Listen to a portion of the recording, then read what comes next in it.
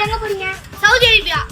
எதுக்கு? குட்டி குட்டி சாப்பிட போறோம். South Arabia. எது இந்த ஓட்ட வண்டியில? ஆமா, எப்படியே போவோம். ஃளைட்ல தான போவாங்க. நாங்க வண்டியில போறோம். சரி. வண்டியில போறோம். எனக்கு தெரிஞ்ச ஒரு அக்கா இருக்காங்க. அவங்க நல்லா குட்டிங்ஸ் இருப்பாங்க.